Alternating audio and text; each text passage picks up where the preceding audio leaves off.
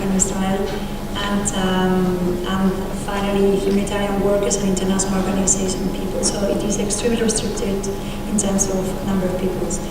So you are going to see that there is also Kerem Shalom. This is the only point of entry of goods into Gaza. By agreement between Israel and Egypt, Rafah is not a crossing for goods, only exceptionally has been authorized for goods.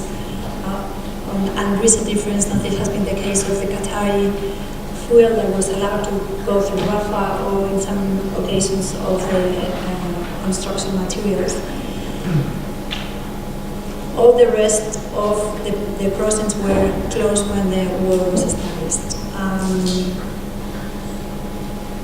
There was something that was operating until June 2013, but it was the tunnels with Egypt. They were obviously, since it was an illegal enterprise, the tunnels were estimated to be up to 800 at a certain moment. They have been operating sometimes in full, sometimes much less. Currently, we say there are kind of 10 operating snagging tunnels. We know that since last week there have been operations from the Egyptian military to continue closing the tunnels. And so at this stage we are not very sure whether or not they are operating as such. I mean, the importance of the tunnels in terms of the economy, and let's say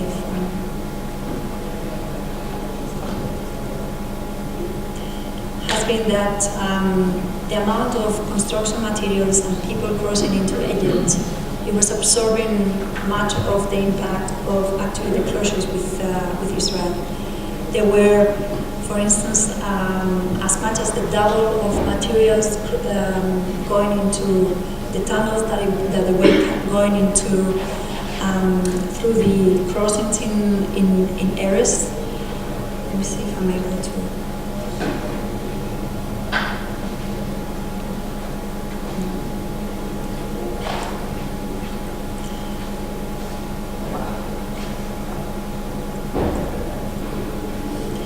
So, in any case, the closure left Gaza people without at least 3,000 employments that were directly associated to the tunnels.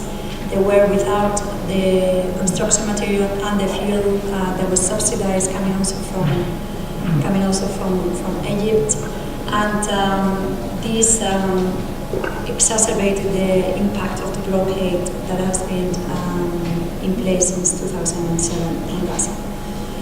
The impact of the restrictions on the sea has been also the fact that there is 3,000, 5,000 people that depends on fisheries, and that in terms of only reaching 3 nautical miles, I mean, I have to say that when it was the agreement in Oslo, it was 20 nautical miles that were unilaterally reduced to 12, and then to 6 and to 3. And basically since last year it has been to 6 as a result of the agreement reached after the latest escalation in Gaza in November 2012.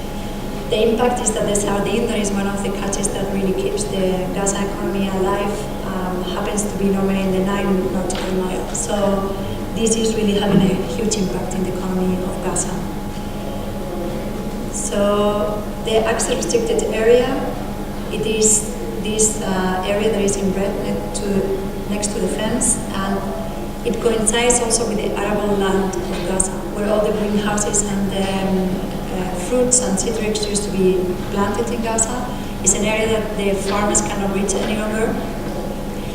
It was a good development actually of the agreement that was brokered by Egypt after the latest escalation in Gaza, that rather than being 1 kilometer to 500 meters, now the no-go zone is 300 meters.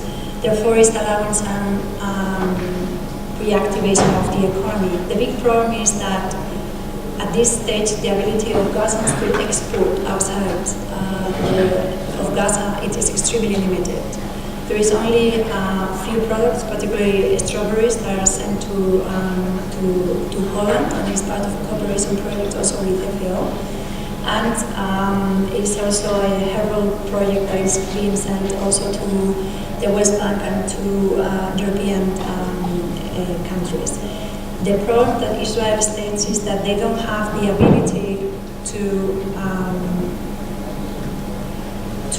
ensure that through current shalom they can do the proper checking of the security.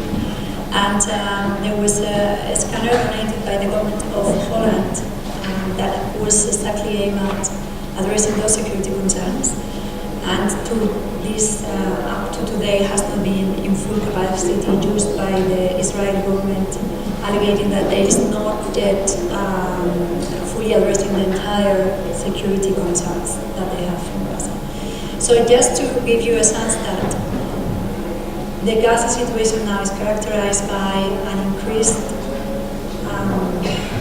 strength in terms of the livelihoods and economy. The latest statistics produced by PCBS, the Palestinian Bureau for Statistics, are noting an increased unemployment. 41% of people in Gaza is unemployed. We have levels of poverty that are continuously raising to 39%.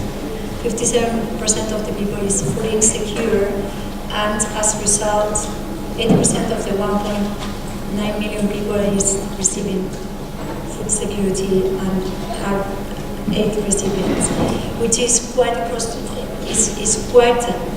striking statement, because we see that the economy of Gaza was extremely vibrant and with a lot of potential before all these measures. Therefore, the impact of not having the possibility to have an economy that can be linked to the West Bank and Israel. I mean, they lost all these markets. I mean, it's having this impact in terms of dependency of humanitarian aid. In terms of housing and shelter, and this is very much affected by the lack of construction material being in Gaza. Actually, it's we have a shortage of 70,000 housing units. This is an accumulation of the number of houses that has not been repaired after the different escalations in 2009, Kaslet and Pillar of Defense, plus the impact of the population growth. So we are not really meeting the needs of the Palestinians. And as a result, we are seeing in Gaza one of the huge problems is the issue of overcrowdedness with all the related impact. There are 12,500 people displaced, meaning that people who were not able to make it back to their homes when they were destroyed. And this has created a number of related issues as I was referring. There is also needs of schools. All the schools in Gaza, whether UNRWA schools or the schools that are under the Ministry of Education, work on double shifts, but still in terms to accommodate the normal growth of the population, there should be 250 more schools provided. In terms of health and health assistance, I think here we are seeing three major issues. One is the lack of basic drugs and essential disposables going to Gaza. This is partially due also to the fact that there is a big problem in terms of the budget that the Palestinian Authority has to accommodate that, and also a priority setting between Ramallah and Gaza. But also the fact that most of the material and the teams going into Gaza were coming from Egypt, and so far since June there has been none.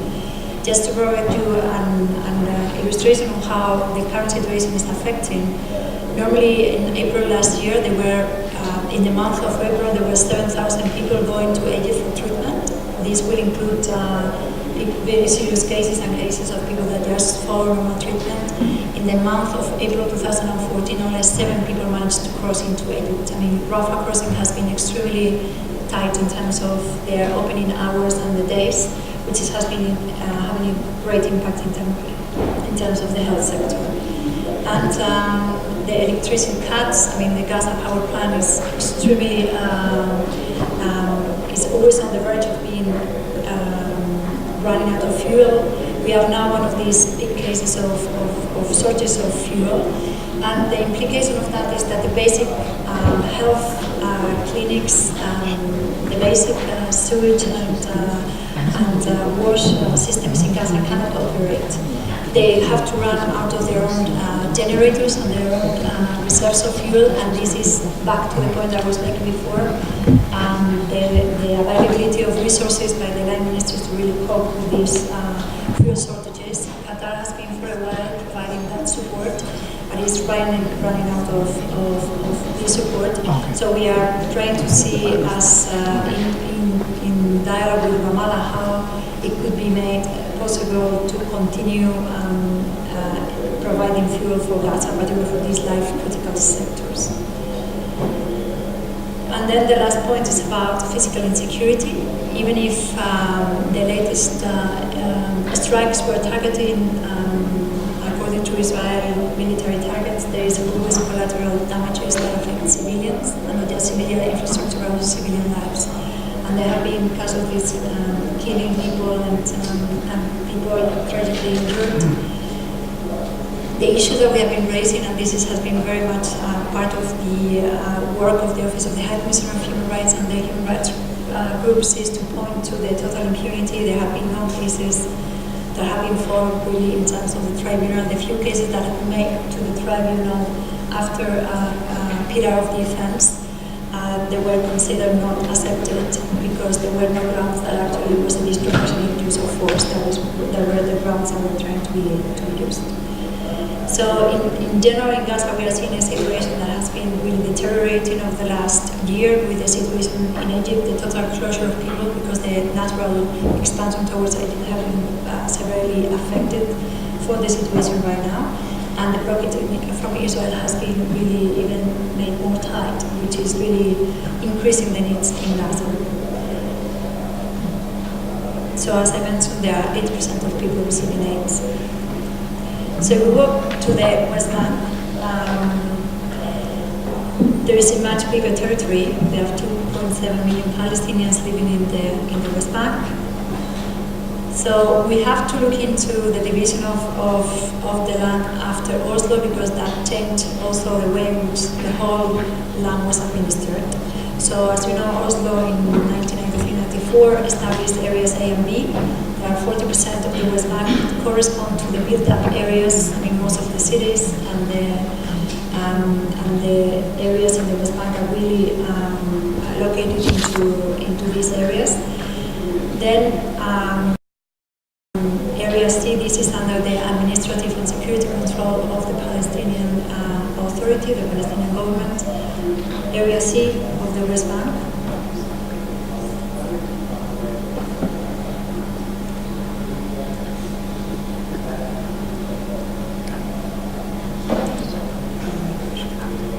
Represents 60% of the territory. This is in blue, and it corresponds to where the arable land, where the water sources are located. The area C of the West Bank contain, if we look into the Palestinian communities, how the Palestinians are in the territory.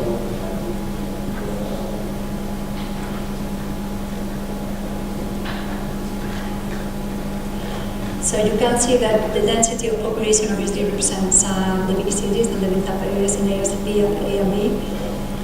We ran recently in 2013 an assessment of the vulnerability of the people in Area C, and also with the humanitarian partners concluded that there are 300,000 residents as per our estimates, which is a bit higher than the estimates that we have been using before. So it's not small people that is living actually in Area C. When we put this with the settlements,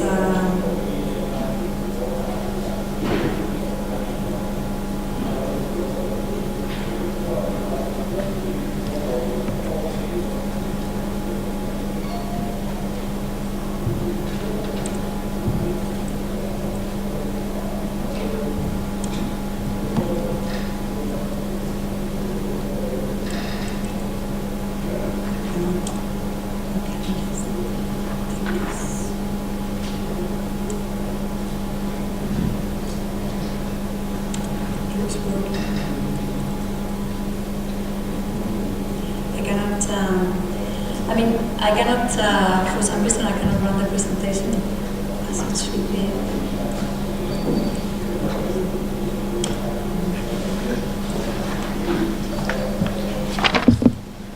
Let me just see. Can you help me with this? Just to see, because it should be in red clip. I don't know why it's not working. So let me just, normally the settlements are considered like 3 to 5% of the territory. It would be very good if we can see it on the map. So it should be right click on the mouse.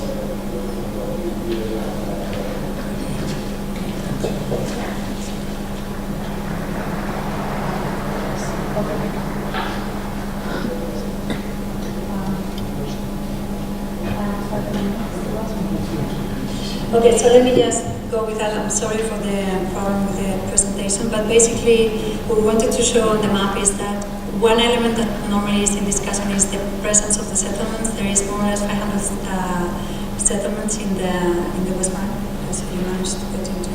Okay. So this is the built-up area, the municipal area. Then if we go into the area that is controlled by the settlements, that is composed by the municipal plus the regional councils.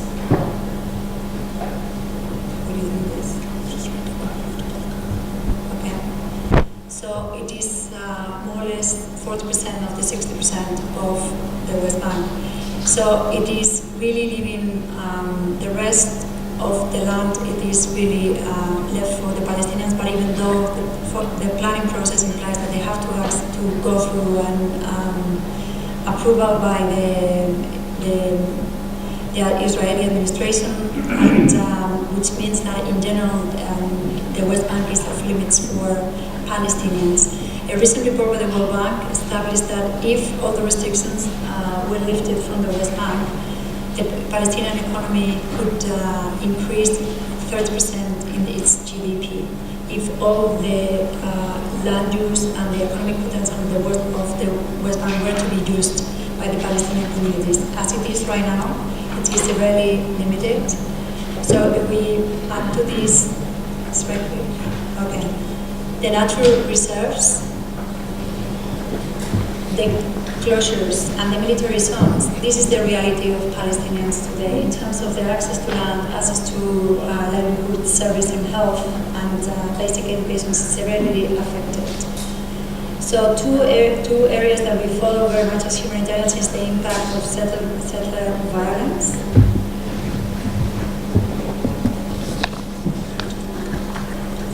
And settler violence and the demolitions that have been, just to give you an indication, over the last year there has been an increase of the settler violence and the demolitions, and it has coincided with something that has been released locally also with the negotiating period during the peace process. It was heavily increased.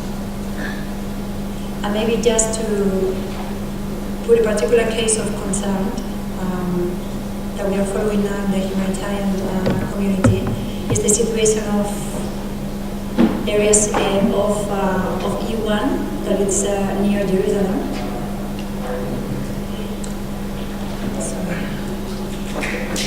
So we have in E1 an area, this is the planned area of E1, it is surrounded by 2 blocks of settlements.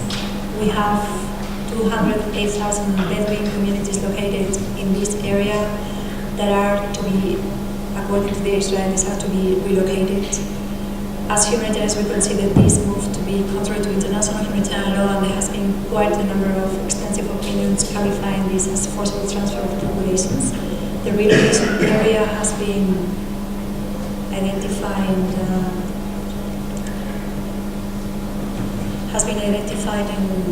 in these communities, and this is one of the areas that we are focusing more attention right now, because if this happens, it will be it will be ending the continuity of the West Bank with Jerusalem, separating it in two, and tragically affecting the possibilities of a two-state solution. So in terms of the way forward, we speak about not just mitigating suffering, but also respecting basic rights. And as John Holmes said when he went to the land, actually it's like protection, food, water, healthcare are not bargaining chips but basic human rights. This is our strategic response plan. We have 380 million worth of projects in these areas. I just want to say two things regarding that because we don't have much time. Is that we have been affected in Palestine by the tragic shortages in funding. That is very much led by the fact that there are other important crises in the region. I mean, the Syrian crisis has been diverting a lot of humanitarian money. And as a result, you can see that we are not reaching the number of people that we should be reaching by now, the mid-year review. So that's something that is of concern. Thank you very much. Let's move to the next speaker, Mr. Robert Turner. I hope he's there. Director of UNRWA Operations in Gaza. He was supposed to join us today as a speaker, but he had to cancel the trip at the last minute due to the grave deterioration of the situation referred to earlier. He kindly agreed to join us via VTC from Gaza. Since we will have Mr. Turner with us on the VTC connection from Gaza only for a limited time, I would invite participants to address their questions to Mr. Turner immediately after his intervention, and we do expect the connection will sustain for a couple of, let's say, 30 minutes. Mr. Turner, very warm welcome, and we are very happy and very honored to have you, and the floor is yours.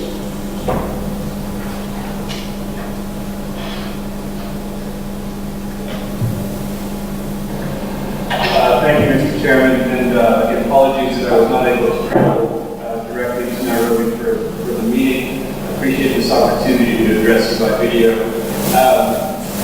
It's hard to be optimistic about Gaza at the best of times, and this is hardly the best of times.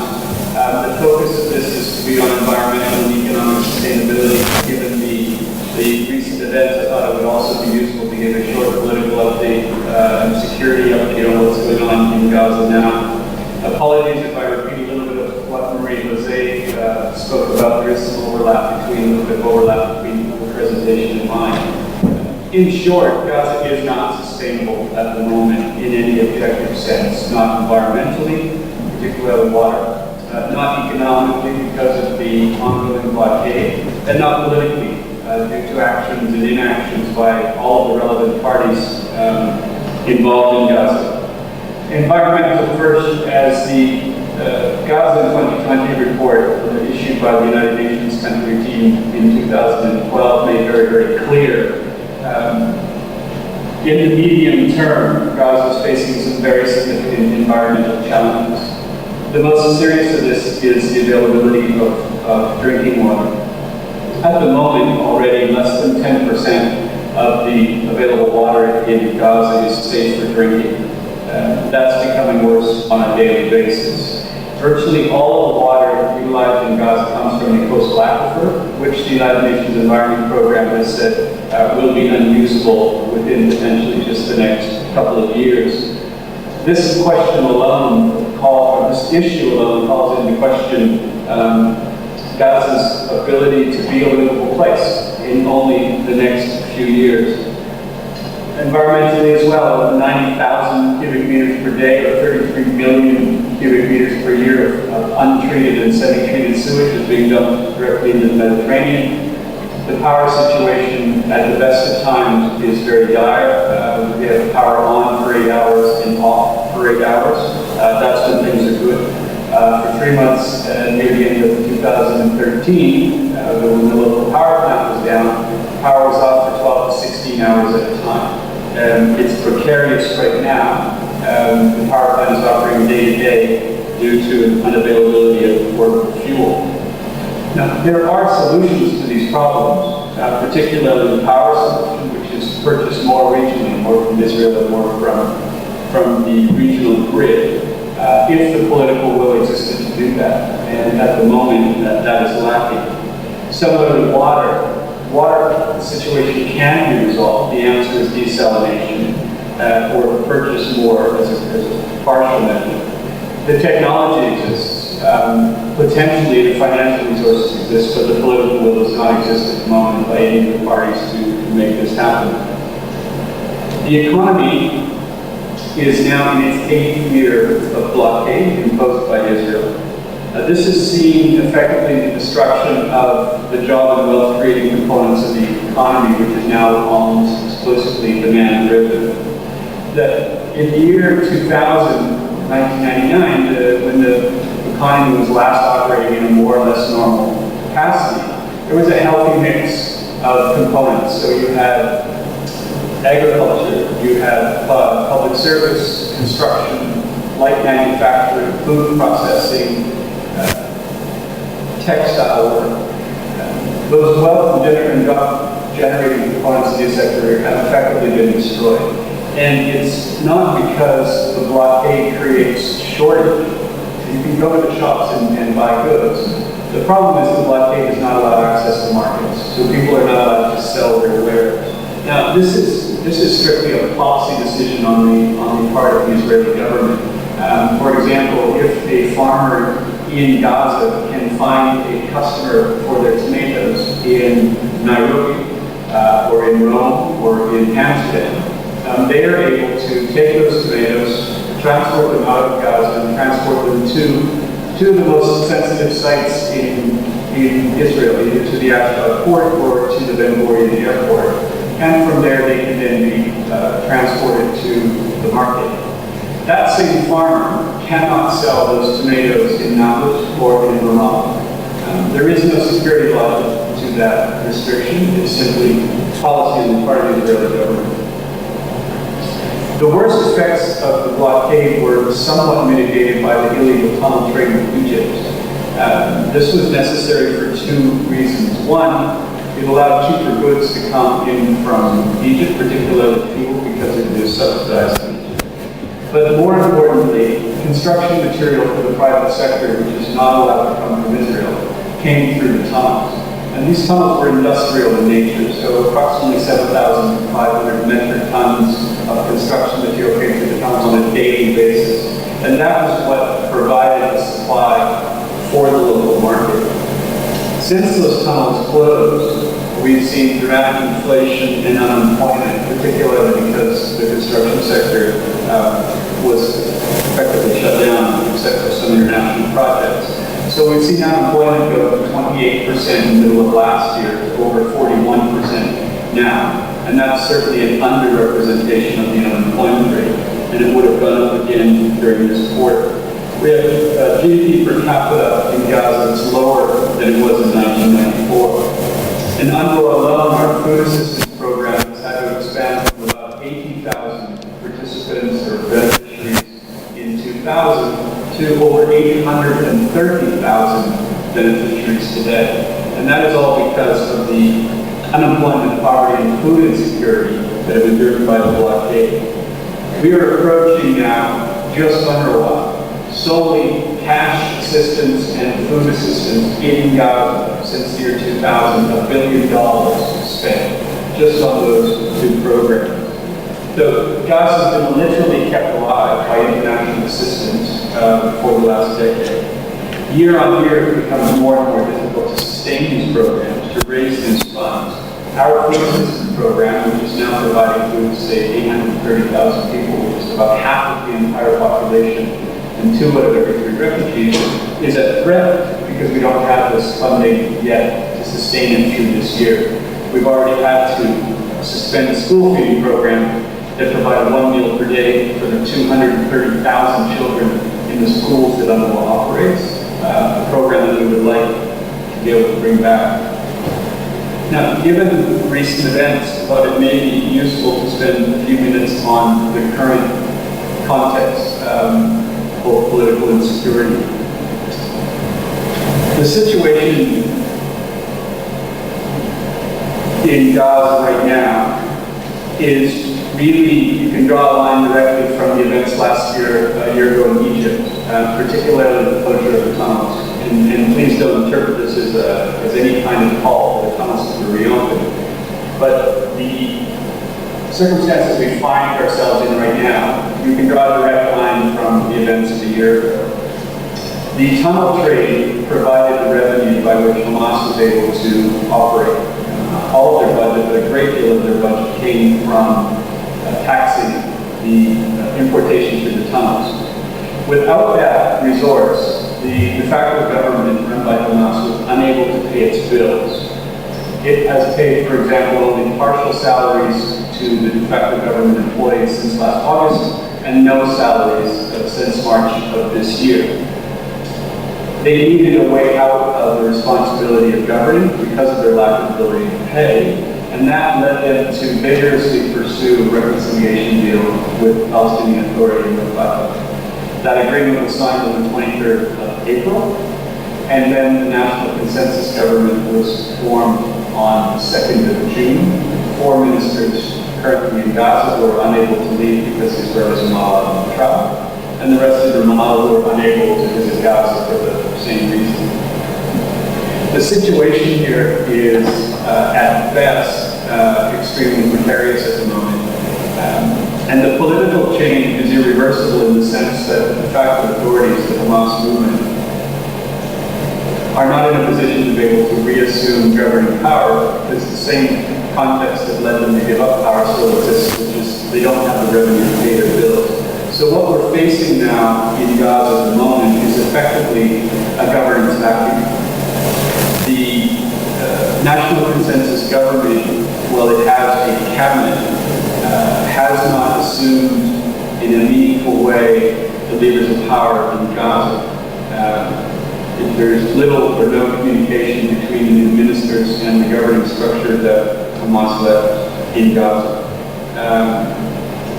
The Israeli government continues to obstruct the National Consensus Government and not giving them an opportunity to assume this responsibility, assume this power, should they be seeking it, have the will to do so.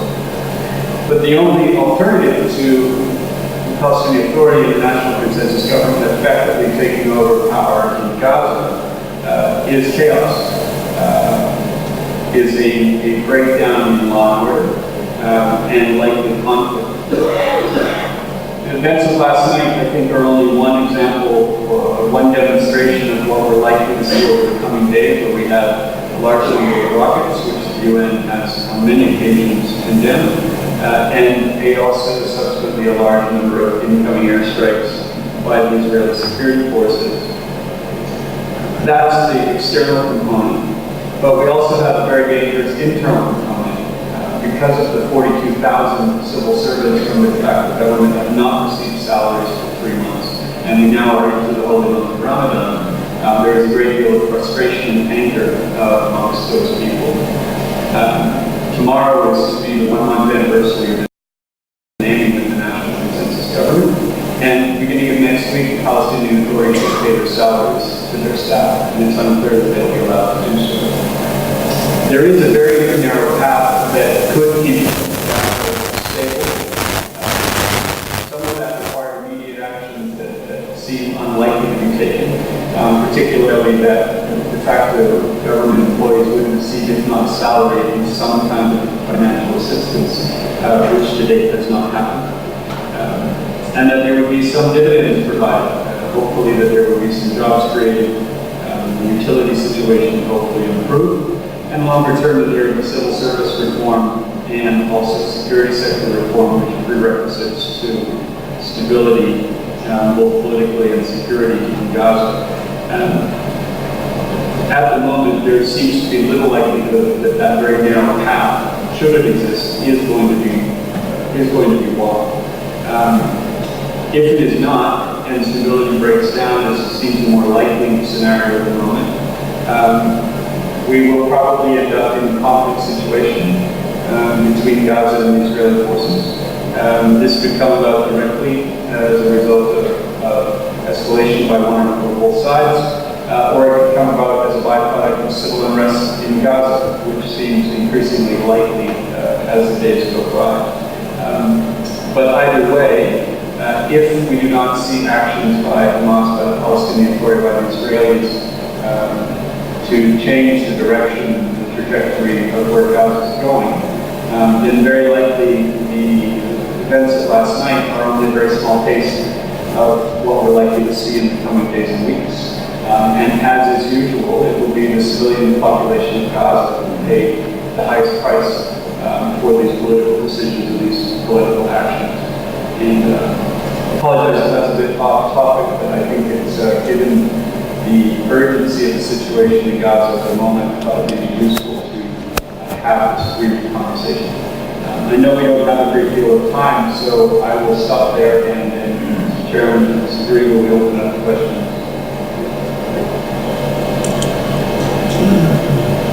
I would like to thank Mr. Turner for his presentation, which sends a powerful message that the situation in Gaza is unstable, while the international community is facing a multitude of humanitarian crises in various parts of the world. This is one situation which is entirely preventable and man-made. In 7 years of Israeli blockade, Gaza went downhill from being a vibrant middle-income economy to one where most of the population relies on UN food and out. In the meantime, Mr. Turner, please convey our message of appreciation to your new Commissioner General, a man who clearly cares deeply about the refugees and the grave historical injustice they have been suffering for over 60 years, and advocates passionately on their behalf. In the meantime, the least the international community can do is to make sure the empty coffers of UNRWA are replenished. I will now open the floor for questions addressed to Mr. Turner, and the floor is open.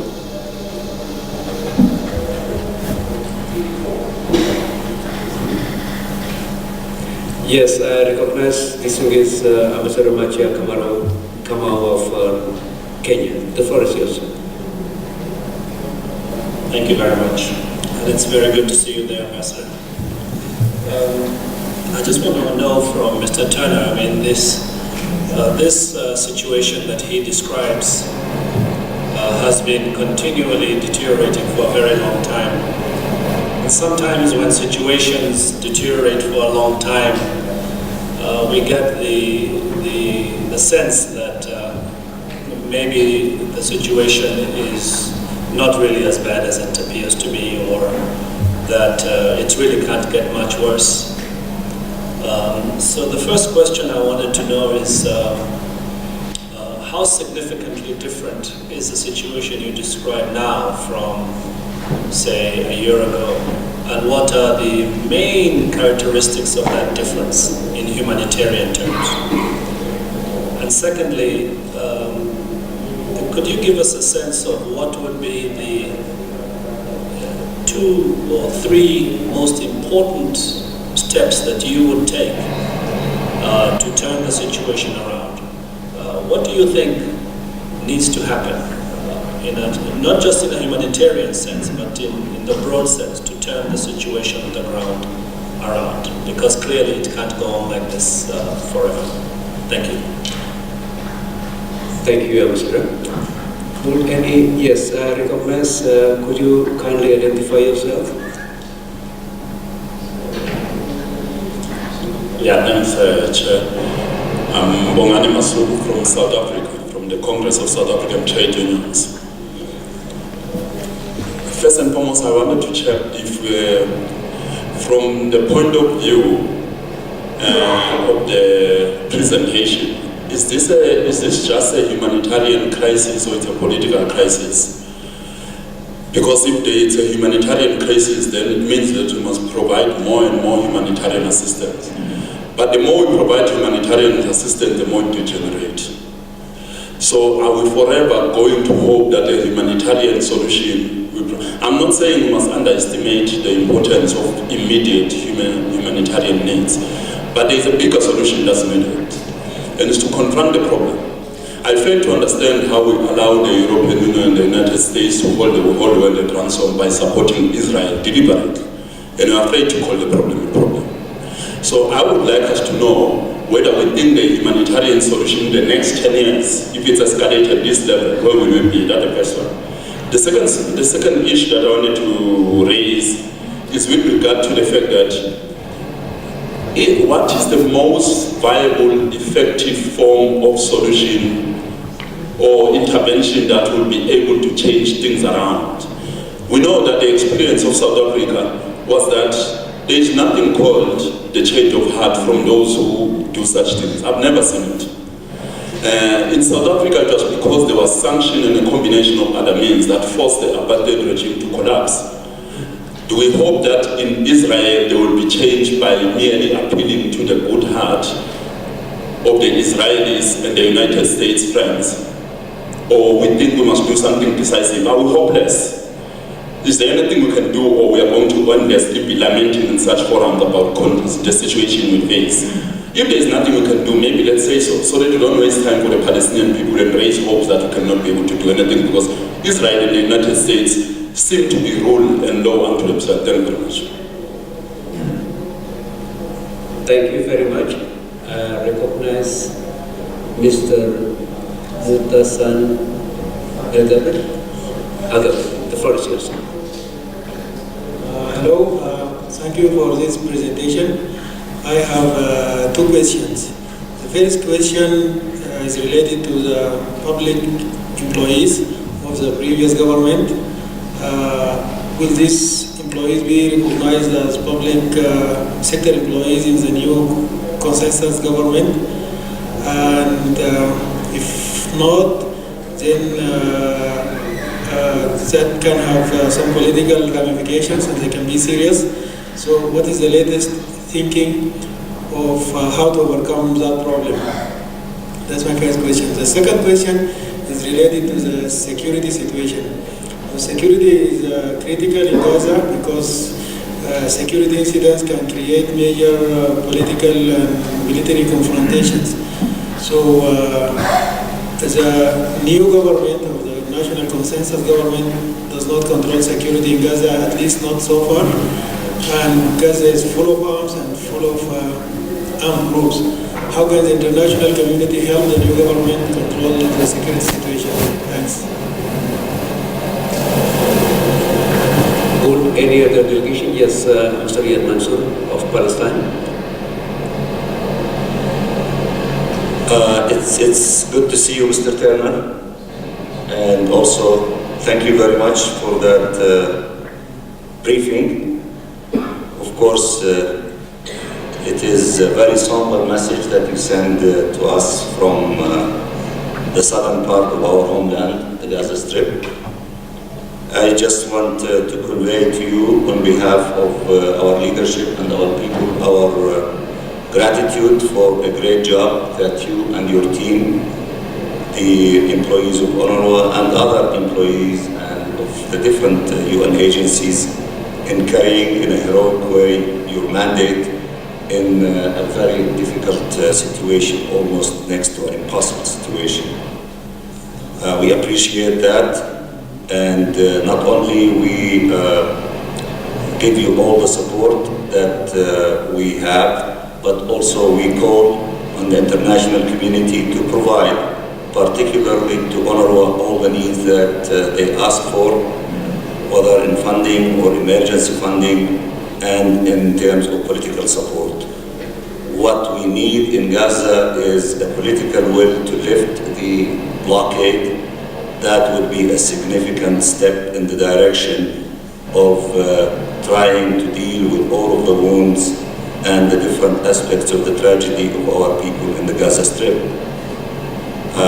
You know as well as I do that the Israeli government of the occupying authority were outraged because of the formation of the national consensus government.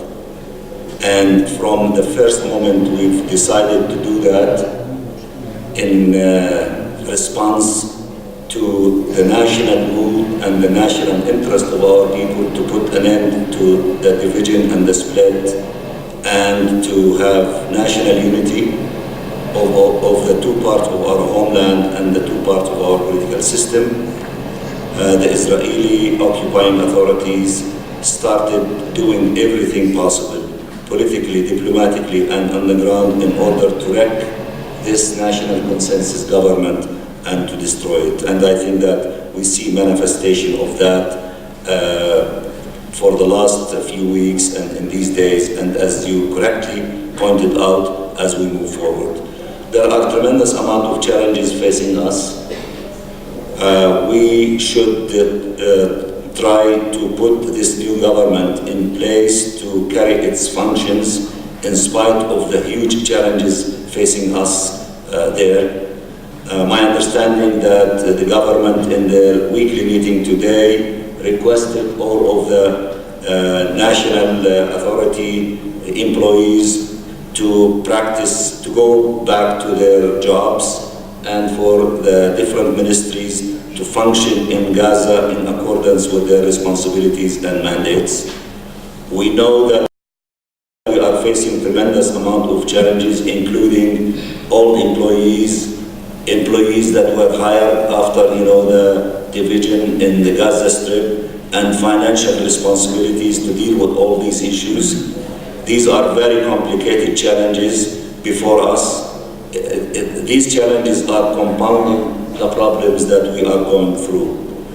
But we need, the help from everyone, to the help of the UN agencies, and we need to help ourselves by trying to deal with all of the challenges that you refer to in the Gaza Strip, so that we can survive the test of letting the national consensus government to start crawling before it starts standing on its feet and moving forward. The Israeli occupying authorities are determined or trying to destroy this national consensus government from day one. And what we see unfolding also in the occupied West Bank in connection of what the events in the Hebron al-Khalil district is an opportunity for the Israelis in which they're trying to exploit it to the maximum to try to show that the national consensus government is helpless. It cannot deal with the Israeli occupation, it cannot protect itself, it cannot address all of the things related to the needs of our people. Of course, in the Gaza Strip, the situation is even more acute. These are challenges facing us. There are a lot of things that we have to do as Palestinians and as Palestinian government and as Palestinian leadership. Our leadership is having an emergency meeting today in Ramallah to address as many issues as possible, including some of the issues that were referred to in the Gaza Strip. The challenges are huge before us. Our situation is extremely difficult.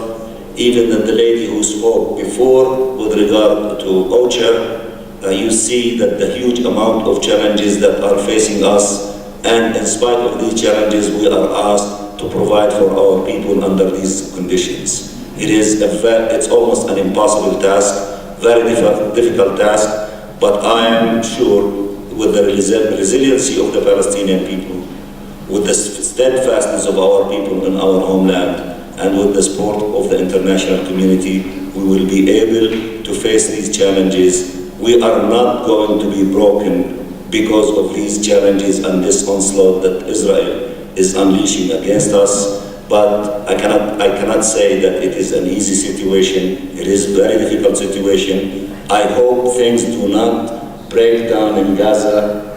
I think it is in the interest of the Palestinian people to consolidate our efforts, to be together and to deal with these challenges together. The Israeli occupying authority is trying to continue breaking us into pieces, trying to continue making us fight against each other, and the challenge before us is to stand together and not to let them win the day. Thank you. Thank you, Ambassador. I think I will take last question. Mr. Axton, if you could kindly very brief, because we have to, the connection with Gaza will only last until 4:30. The floor is yours. Thank you, Mr. Chairperson. Thank you, Mr. Turner, for your presentation. In the interest of brevity, for us as humanitarian and development actors, the challenge vis-a-vis Gaza is to identify ways to move forward from dependence on humanitarian aid to bolstering resilience and allowing for development. That being said, what we have identified as a means or a way forward is to provide both financial and technical support to line ministries and institutions in Gaza. My question would then be, how do we do this or position ourselves strategically to be able to provide that and to allow for social and economic development of Gaza? Thank you. Thank you very much, Mr. Epstein, for your understanding. There are 7 questions and additional remarks from Mr. Mansour. I now would like to give the floor to Mr. Turner in Gaza. The floor is yours, sir. Thank you very much, Chairman. First, maybe just to thank Ambassador Mansour for the great kind words of support for UNRWA, for the UN, and our operations in Gaza. And I certainly share your sentiment that we need to support the national consensus government. And I share the hope that there will not be a breakdown in Gaza, although I fear that we may be so far down the road that it will be difficult to avoid. To respond to the questions first from the Kenyan ambassador, and I think you've really touched on a very important point, is that when you're in a chronic situation that's long-term, there is a tendency to this, you can't get much worse, as you said, to maybe not get the kind of attention you get. And the 2 years, just over 2 years that I've been in Gaza, most of that has seen a negative trajectory. And we are, 6 months ago, we thought, well, it can't get much worse, and today it is much worse, and it continues to decline. The main characteristics in humanitarian terms is really, it's a process, an ongoing process of de-development of what was a middle-income economy. And part of the tragic nature of this has been not only unemployment it's created, but the lack of opportunity and the lack of hope. The Palestinian people generally, the Gazans in particular, for example, take education extremely seriously. They continue to sacrifice and invest to make sure that their children can go to university, for example, where more than 50% of students are female. We're now, the situation is so bad now, there's been so much de-development that there is now, on average, a negative return on investment. So if you're more educated, you're more likely to be unemployed. This is particularly the case for women. The highest category of unemployment is amongst university-educated women. So this process of de-development in the medium term, this lack of opportunity, it manifests in the short term in unemployment, but more broadly in the longer term, it's going to destroy human capital, which is a real tragedy. And we have food insecurity and we've had intermittent violence. The 2 or 3 things that to turn it around, it's no secret. Politically, the international community and the Israeli government, in my view, need to get behind this national consensus government. This is the only path to political stability. Return of the de facto authorities is not an option.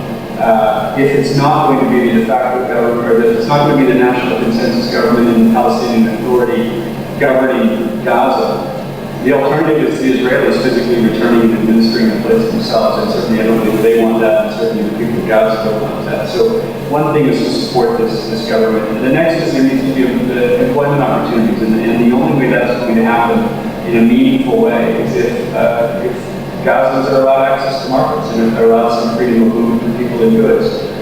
That has to be the primary responsibility of Israel, because they are the occupying power and the primary duty bearer for Gaza. It would also be extremely helpful, although there would be no legal obligation, if the Egyptians would allow civilians to travel through the Rafah crossing into Egypt, which they did before. But it's really, there's no secrets. It's all fairly simple. The answers are fairly well known. It's a question of the political will to respond. For the colleague from South Africa, it's a political crisis with humanitarian impact or humanitarian result.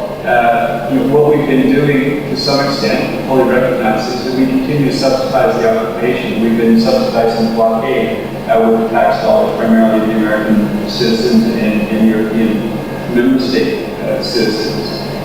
But it is a political crisis, I'd say. We are responding in humanitarian fashion because the political crisis manifests itself in humanitarian need, but it is not a humanitarian crisis in a traditional sense. It is a humanitarian operation with a political crisis. And is there a viable solution or intervention to change things? And I do believe there is. I mean, I think the political process, for all its flaws and for its problems, is, at the end of the day, the only resolution that is possible. And I don't think it's fair to say that, as I think you did or intimated that the Americans and the EU are not supportive of this process and what it requires. I think one of the most significant things that's happened in this context in the last couple of years has been the European Union's guidelines issue, where they're actually applying EU policy to goods produced in the settlements, produced in West Bank, occupied Palestinian territory. That single act has probably had as much significance as most political acts or any other political acts in the last decade, because it started for the first time really to demonstrate that there is a cost to occupation. And I think it's this concept of demonstrating the cost and forcing Israel to pay the cost in those terms, in those legal terms, that can lead to hopefully some more momentum and breakthrough on the peace process path. But that is the solution, is at least that discussion. I couldn't, for the third speaker, I'm afraid I couldn't identify what country or who it was, and asked about the de facto government, and whether they've been recognized by the National Consensus Government. Under the Cairo Agreement between Fatah and Hamas, which the current agreement references, the Palestinian Authority civil servants who are still being paid by Ramallah, many of whom are working in the ministries, except for the security services, are to slowly return to work, and there should be a vetting process, although use different language, for the de facto government employees to see which of them will be retained in the ministries. Outside of the security sector, the numbers are not unmanageable. It will be complicated, it will be difficult, but the numbers are not unmanageable. The much more complex situation will be the security sector reform, where effectively you have full integration between the de facto government and then the original Palestinian Authority employees. And the security situation, as I said in my presentation, right now we're really in a situation where there's very largely a governance vacuum, and that includes also the security sector. The de facto security apparatus remains in place. They continue to provide day-to-day security. I think it's fair to say that security environment has deteriorated since the National Consensus Government was created. Not as necessarily the direct result of it, but because particularly of the lack of salary and at the moment of perception amongst the de facto employees that they are not receiving support or guidance from the National Consensus Government. I know there's been, for example, very little communication between many of the new National Consensus ministers, the ministries that they have assumed in Gaza. And to our colleague, I think, from BCF, this question of what can we do to build resilience and new development in Gaza is one that every agency here, including yours, has wrestled with.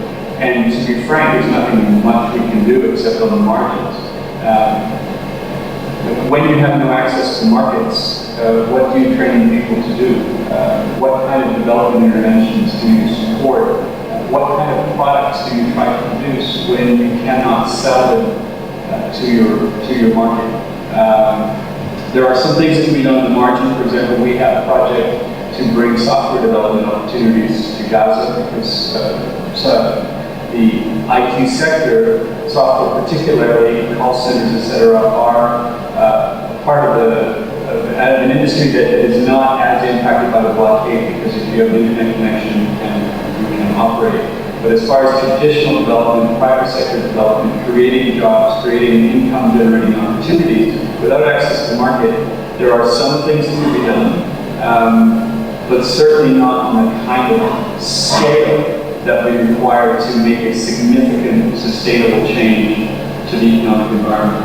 I think one thing that can happen quickly, to move things along a little bit at least, is to those organizations have been working with the ministries in Ramallah. The ministries here have been really left without much capacity building support for the last 7 years. So I think there is an opportunity to provide technical and capacity building support to the ministries in Gaza. But I don't think we should fool ourselves that there are plans that we can make or development opportunities or development projects that we can implement that are going to have a large-scale impact on the situation in Gaza, for example, for the unemployed. In the context of blockade, those opportunities simply don't exist. So we have to look at the small things that we can do, but certainly not on a large scale. I mean, that is just one of the really tragic and unfortunate consequences of the blockade, is those opportunities simply don't exist.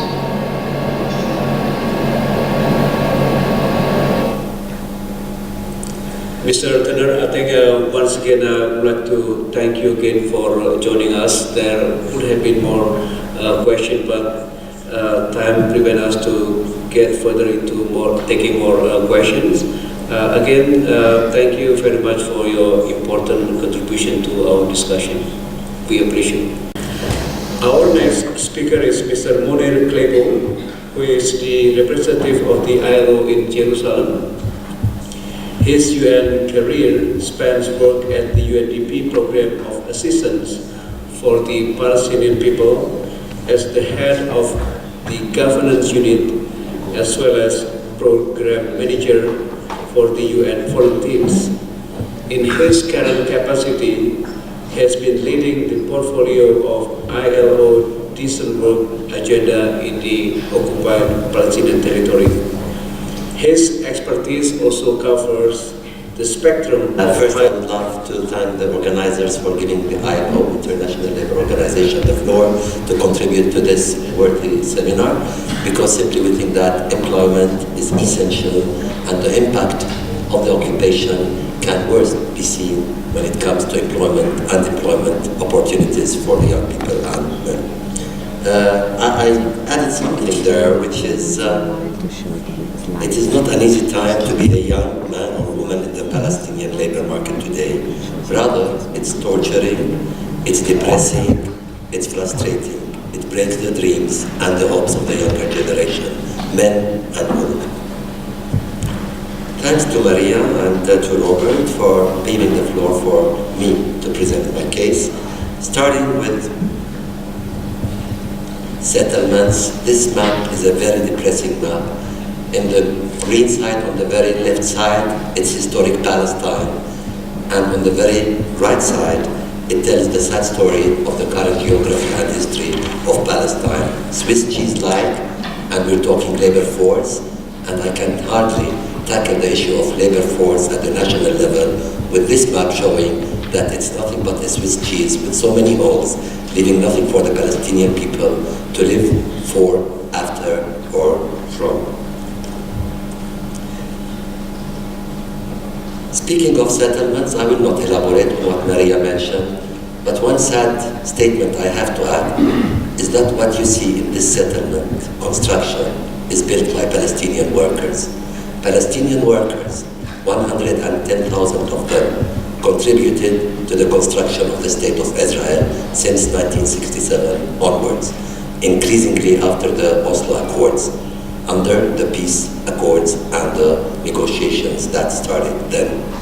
More than 140,000 Palestinian workers, men and women, including child labor, are building the State of Israel. More important, that they are building the settlements and the barrier wall, illegally, smuggled, entering all days and nights, always there to build because they have to earn a living. At times, the Palestinian National Authority stood helpless and hopeless to provide them with decent work. ILO tried to establish the floor for a decent work country program, but ILO knows while carrying the mandate for social justice, it is impossible to materialize social justice for the Palestinian people while they're under occupation, where there are no means for sustainability in the Palestinian context. Speaking of the wall, Maria kindly covered that issue, but the wall separate people from people, separate families from family members, separate fathers from daughters and sisters and mothers, separate school kids from their schools, separate farmers from their farms, separate workers from working in what we have to identify as the labor force. The fragmentation goes beyond words, and the tragedy on the grounds is far beyond that. Some workers tried to go from one side of the wall to the other, but regretfully the Israelis caught that technique, and they, over the wall, which goes for 708 kilometers in length, put electric wires so that to stop people from crossing that wall using ladders or whatever techniques. Holes were put by workers. The holes were realized immediately because of the watch system there, and school kids were caught while passing, and families were caught. So the wall became a real wall that separated people from people, families from families, and people from going to wherever they want to go in the Palestinian territories. The overall economic situation, I'm sure my colleague from UNCTAD tomorrow will cover that and the impact on the private sector development. But I will have to put some facts on the ground with the real GDP growth only 2% and less in 2013, decline in the productive sectors of agriculture and industry, agriculture productivity particularly low, agriculture contributed 3.7% of the GDP and accounted for 10.5% of employment. Service sector dominates the economy in terms of both GDP and unemployment. Regretfully, the Palestinian economy now is labeled by going more into the informal sector. More people wanting to go into the informal sector, given the chaotic situation of the labor force, the labor market, the opportunities that more people are now encouraged to go informal. And this adds insult to injury when it comes to the situation of labor force in the occupied territories. The labor force rate of persons aged 15 years and above was 46.3. The number of persons participating in the labor force in the occupied Palestinian territory was about 1,253,600 in the first quarter of 2014. This is PCBS. About 812 and 200 in the West Bank, and about 441 and 400 in Gaza Strip. The number of unemployed was increased from 301,200 people in the fourth quarter 2013 to 328,000 in the first quarter of 2014. The unemployment rate in Gaza Strip increased from 38% in the fourth quarter 2013 to 40.8% in the first quarter 2014.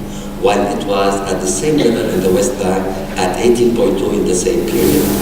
The highest unemployment rate in the first quarter 2014 was 43% among youth aged 20-24 years. The highest unemployment rates in the West Bank governorate was Jerusalem with 21.4%. In Gaza, the highest unemployment rate was Khan Yunis, 46. I'm coming back to East Jerusalem separately. The services sector was the biggest employer in the local market, with 32.6% in the West Bank and 56.3% in the Gaza Strip. The public sector employed 22.9% of those in employment, 40.5% in Gaza Strip and 15.9% in the West Bank. Situation of Palestinian women in the labor force. Women labor force participation aged 15 years and above during the first quarter of 2014 was 17.3%. It's the highest in the lowest in the region and the lowest in the world. About half of the Palestinian populations are females, and good to remember that.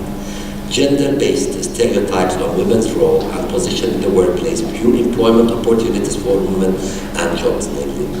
Women, particularly those lacking skills, hold senior positions with compensation that don't meet minimum wage and no overtime or compensations. Female participation in the labor force is among the lowest in the world, and is much lower for women with higher education and university degrees. Female participation in the labor force is among the lowest in the world, and participation of men in the labor force are still 4 times higher than women. High levels of gender-based occupational segregation is in Palestine. Women's informal work not reflected in labor statistics. Membership of women in trade unions and employers' organization is very low.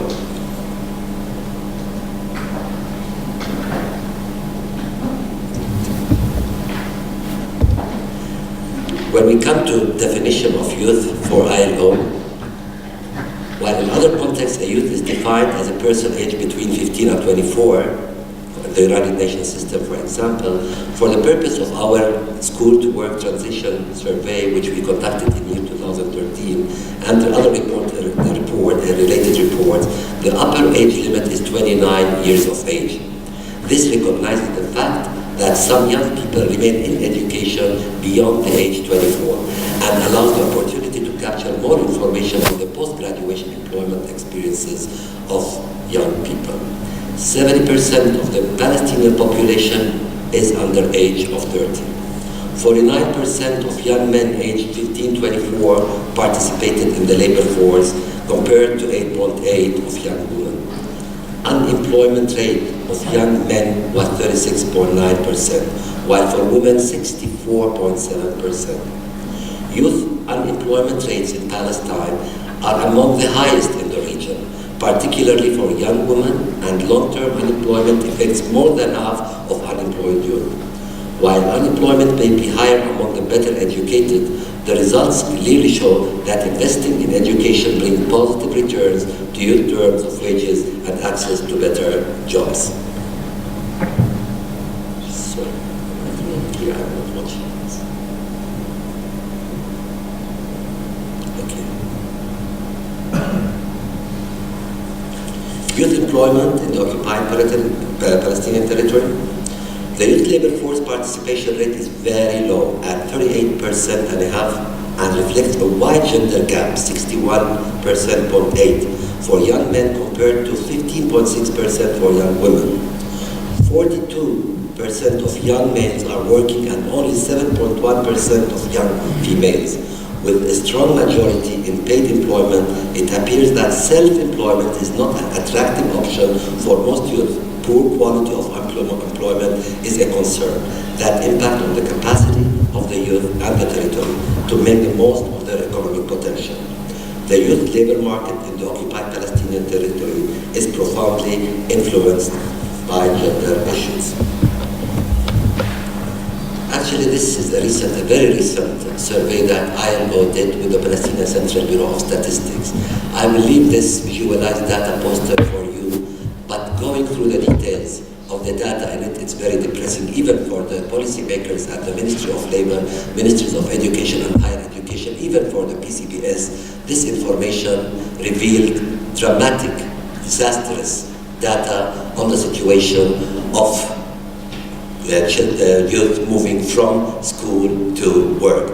Not only the wait for minimum 3 years to find a sustainable job, but more important is that 51% of the educated Palestinians whom we realized at some point being educated, that it proved that between the ages 15 and 29, these people have not concluded their education at whatever essential levels, and now are with education, with no work, with no potentials, with no skills, yet available in Palestine and waiting for better opportunities to come. Education remain important, but the quality of education is not the education that is needed for the local market, for the Israeli market, or for the regional Arab market. So no options for neither for Gaza, nor East Jerusalem, nor the West Bank for these uneducated and unskilled and unready people for the competitiveness in the region and locally.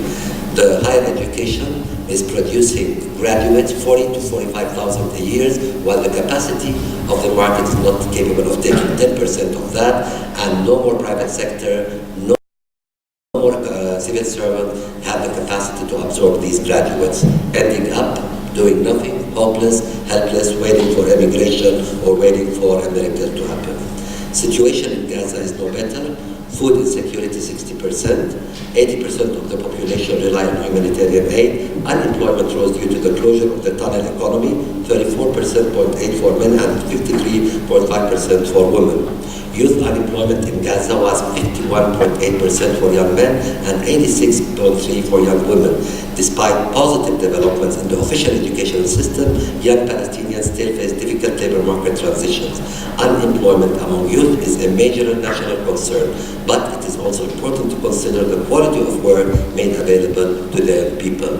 In our survey, we realized that 70% of this age group who work in the Palestinian labor market do not have contracts. And imagine what we name as decent work, opportunities and conditions and safety and pension and social security schemes all fail against this fact that 70% don't have contracts.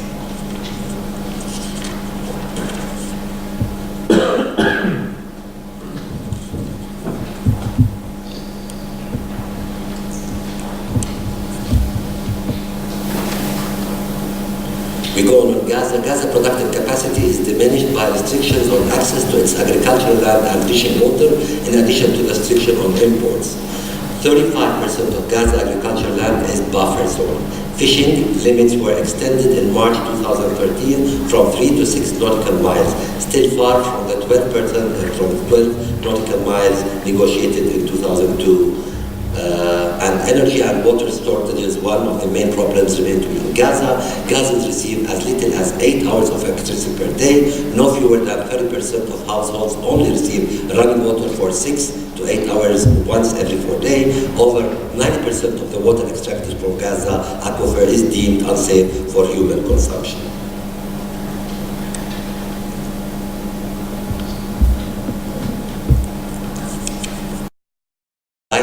Is not there, and the dignity is as well diminishing.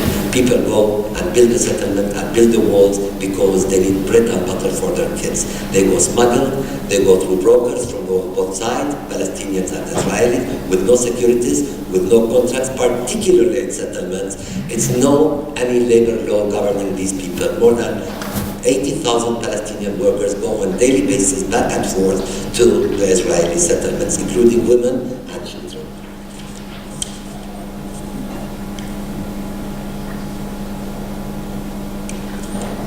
Challenges facing Palestinian workers working in Israel and in Israeli settlements. I'm sorry to share this very dramatic picture down there, but this is the reality. People leaving home every day at 2 o'clock in the morning, before the sun shines, so as to stand in queue. Thousands of people wanting and waiting for the collaborators from both sides, from the brokers from both sides, to secure them with a permit, and the permit is not guaranteeing enough an income by end of the day.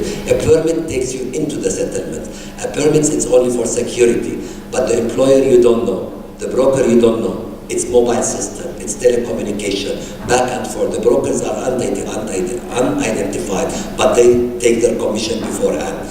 Workers were paying from 600 to 1,200 shekels for these brokers to make available a permit for them. Imagine 10,000 people going every day not knowing whether they find the broker or the mediator or will get into the settlement. Yet they go because the dignity matter, regretfully, is out of that stage and scene, and they want by end of day to take the 130 shekels, because there is a deduction of 50 shekels every day for the brokers, for the mediators, and for the people who transport them.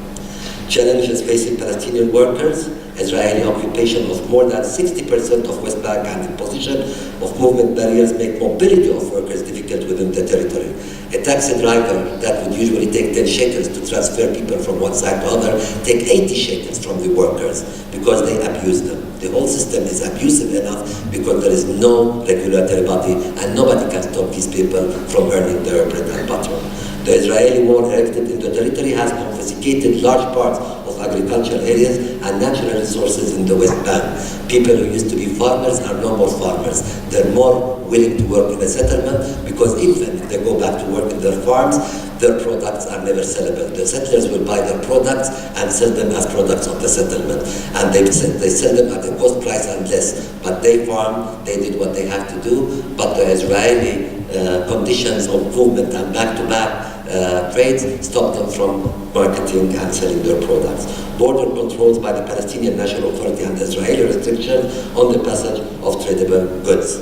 So all in all, as we can see, it's disastrous. If you can see the pictures here, these are taken 2 o'clock in the morning, 3 o'clock in the morning, 4 o'clock in the morning.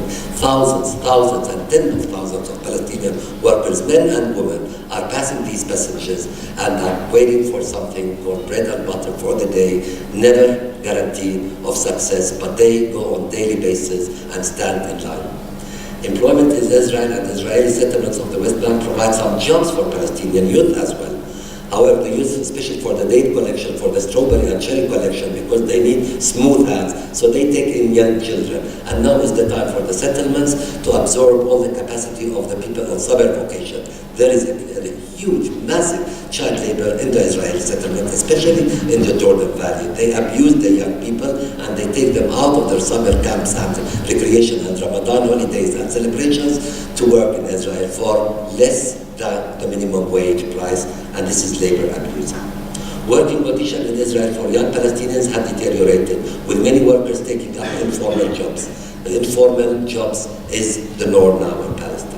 Although they need official work permits from Israeli occupation authorities, the West Bank Palestinian workers find themselves obliged to stay in Israel because he is smuggled or she is smuggled, because there is no broker after you pay the commission and the broker disappears, you call nobody there, the security is no more there, the settlement is there, the settler is there, you're under supervision of the settler, no employer is settler, but you cannot leave, because if you leave and you paid 600 shekels for the broker and for the transporter to put you there, then there is no way that you can leave that settlement on a daily basis. You paid and you paid.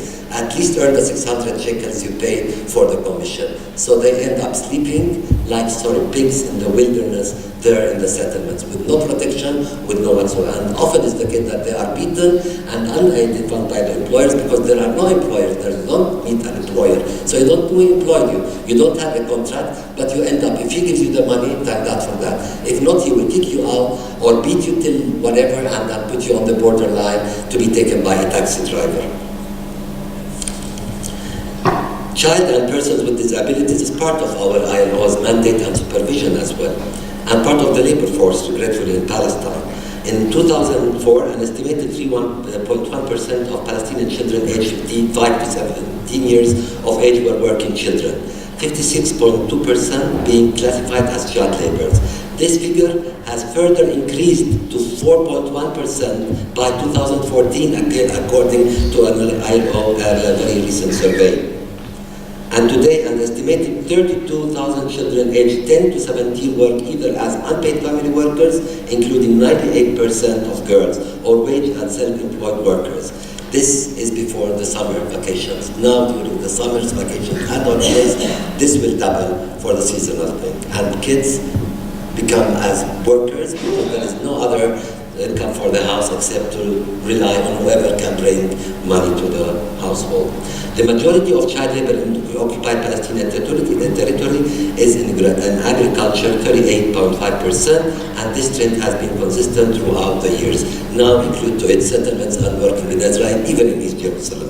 Persons with disabilities face great impediments and obstacles for being integrated in the occupied Palestinian territory labor market. The rate of unemployment among people with disabilities is 78%, while rate of employment is 22%. And imagine Palestinians fight for their education, and many handicapped people who are less advantaged, and many people who are handicapped, regretfully are educated, yet when it comes to employment, they face the fact that even the normal people are not employed. What about the people with disabilities?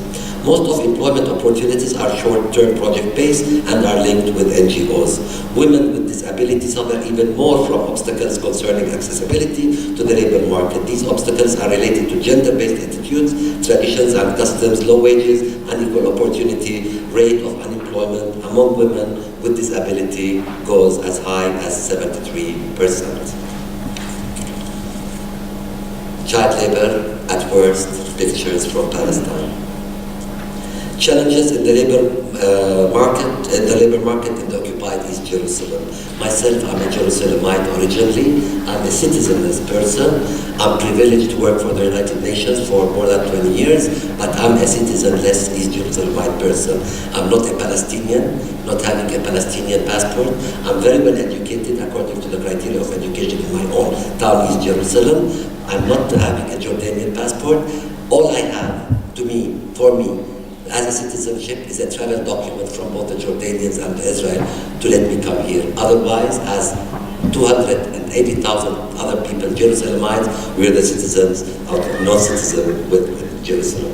Situation in Jerusalem, the Israeli authorities do not provide key services in the fields of education and employment for Palestinians in East Jerusalem, which severely impacts upon the education system and fails to prepare students with skills that best fit labor market requirements. Part of the education and higher education system in Jerusalem falls within the responsibility of the Israeli Ministry of Education and municipality. Students in East Jerusalem schools learn Hebrew as a third language along with Arabic and English, and at times they have learned a fourth language if they're acquiring their education private foreign schools, French or German. I'm finishing. Graduates of the Arabic education system under the Palestinian Ministry of Education do not learn or practice the Hebrew language, meaning opportunities for East Jerusalemites to find works in East Jerusalem is zilch. Moving to the West Bank, it's very costly and it's very risky to go on a daily basis over the checkpoints and the barriers. Living in the West Bank in East Jerusalem means you will lose the residential status in staying in Jerusalem. The hope is Area C. The hope is a joint effort of the United Nations, which we're doing. We have an UNDAF joint program for all the United Nations family together working as one in support of East Jerusalem, in support of other areas of concern and development. Yet we hope that our efforts will benefit the Palestinians as should. I'm ending with the potential statement saying that Area C and our standing all together to make it happen that a Palestinian regain authority over Area C will give hope for the Palestinian people, will be giving hope for the Palestinian labor force to improve, for the Palestinian generation to blossom, for agriculture and development in Palestine, private sector development, investment to take place. Without Area C, without less of the barriers of the occupation of the settlements, without more of child abuse, more of women underestimation in the labor market, nothing can really happen. The last thing is my nice picture, and I'm quoting here our philosopher and poet Mahmoud Darwish. In the Holy Land there is a reason for staying there and for living there and for seeing a future. In spite of their status as Palestinian kids there, the smile makes us believe that there is a future for the Palestinians to come, because they deserve living just like any other nation, but just like any other children of the world. And thank you for attending, thank you for listening, and thank you for your concern and care for Palestinians, people in general, inside and out. And thank you. I would like to thank Mr. Claypool for sharing with us his vast expertise on issues of employment, especially in the OPT. He rightly pointed out that it's not an easy time to be a young man or woman in Palestine. Indeed, peacemaking is about more than diplomatic agreements. Millions of frustrated, unemployed young people need opportunities, otherwise they become easy prey to extremists, making peace even harder to attain. Thank you again for your important work and also your contribution, Mr. Claypool. Our next speaker is Mr. Fad Abu Saimeh, who is financial their support. I couldn't leave West Bank. As you know that Israel's imposed does not allow the Palestinian to leave from Hebron, and I'm Hebronite, so thanks for Stephen and other colleagues in the UN, because they allow me to leave and I could come here. Actually, I'm not going to repeat what my colleague mentioned regarding the settlement or regarding the labor force in Palestine. I'm today here to present the occupation from economic point of view, and what we are as Palestinians losing due to this occupation by numbers. And actually all of our numbers actually prove, and we have all of the data supporting this number. Unfortunately, the numbers that I'm gonna mention, it is related to the year 2010, because we did it in the 2010, and after that we tried and we called many donors to support us in order to continue issuing this research year by year, and all of the donors refused. We don't know the reasons behind that, but all of them interested in the data, and always they are asking about the data and how much the Palestinian losing due to occupation, but till now no donors in Palestine interested in supporting this research. Our research actually conducted in cooperation with the Ministry of National Authority, the Palestinian National Authority, which is published in the year 2010. As introduction, actually, of course, all of us know that the occupation first report published in 2012, which highlighted the cost by numbers, the real cost. We're going to start actually by typing what we just mentioned in our study. First of all, the Gaza blockade and the restrictions on the water access, the restriction in the natural resources use, the export and import restrictions, the direct utility cost related to the electricity and water, and the Dead Sea tourism, internal movement restriction, uprooted tree, and physical cost.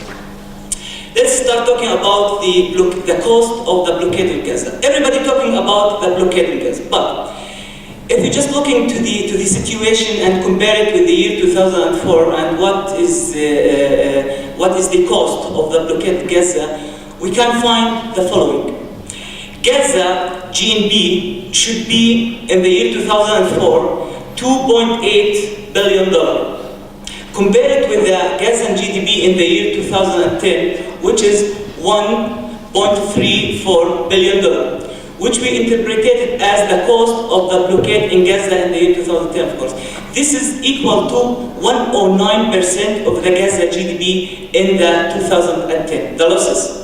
We transform these figures in current prices by multiplying it by the ratio between the consumer price index in the year 2010 and in the year 2004 by 1.29, thus the total cost of the blockade in the year 2000 Gaza over Gaza economy is estimated to be $1.9 billion in the year 2010, or over 1/4 of the total Palestinian GDP due to the blockade of Gaza. This is actually comparing between West Bank and Gaza related to the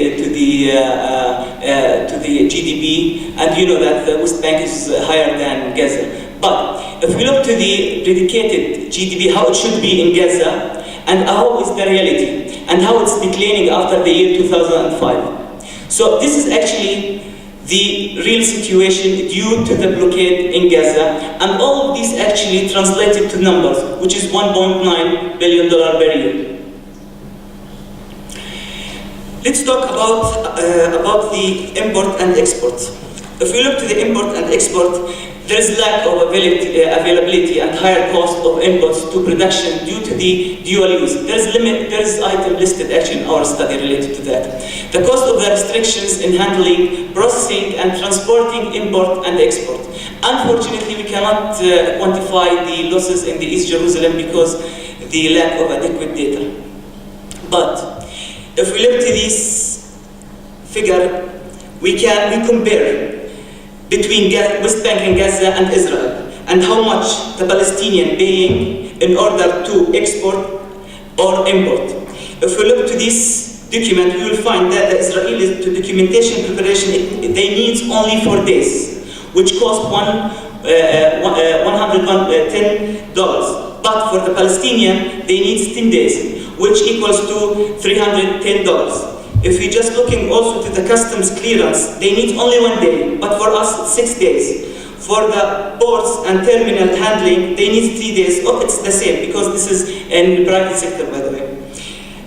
In land transportation and handling, we need 3 days, they need 3 days, for us we need 4 days. So, if we take the case, as Israelis, cost is 670. For the Palestinian, for export, our cost is 1,310. If we look to the import, it's the same. For the Israelis, if they want to import, the cost is 605.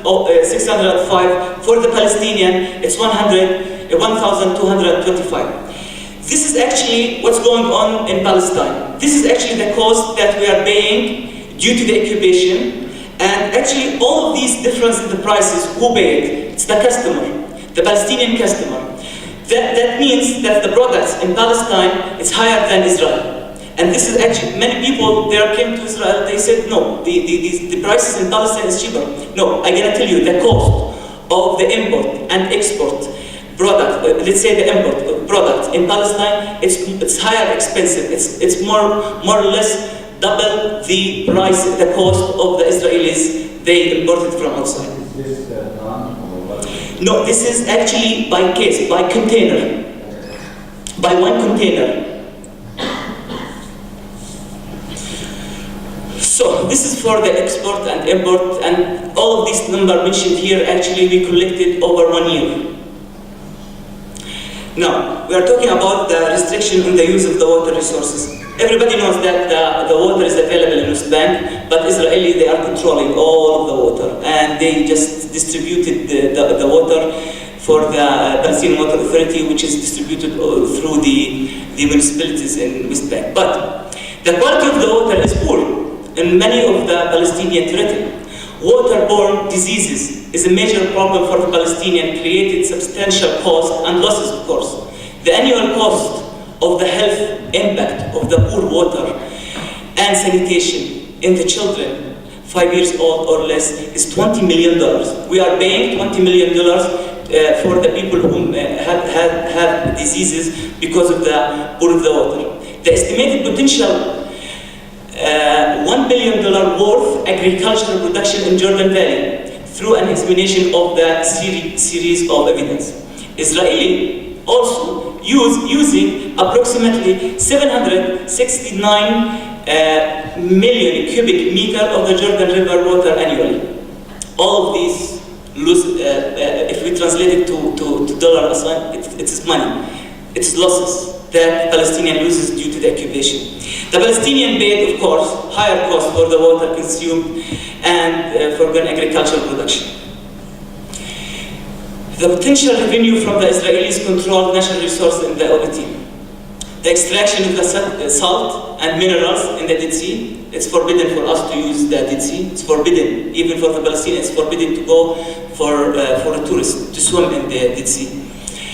The exploitation of the mining and quarries controlled also by Israel. The development of the offshore gas field. All of these three issues is we are losing due to the occupation. If we are looking to the case of the electricity, it's very interesting actually. If we are talking the West Bank, this is actually related to the West Bank, that we are consume per year 600 megawatts. If we take the cost of these 600 megawatts, we are paying around 1.7 billion shekels per year for the Israelis electricity company. Okay?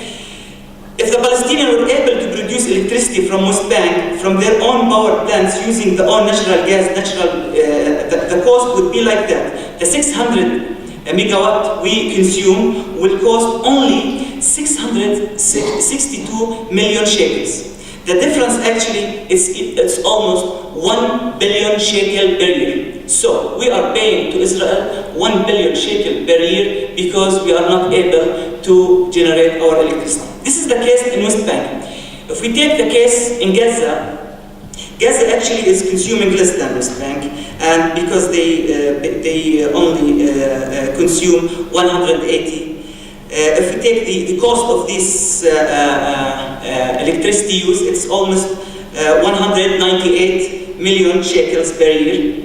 Total cost electricity for Gaza at present, they use the electricity from two sources. The first source is from Israel, and the second source from the electricity generated in Gaza, which is operated through the oil came also from Israel. So the cost is like following. The electricity produced in Gaza, which is 70 megawatt, The cost of it is 310 million shekels. And the cost of the electricity imported from Israel is 657 million shekels.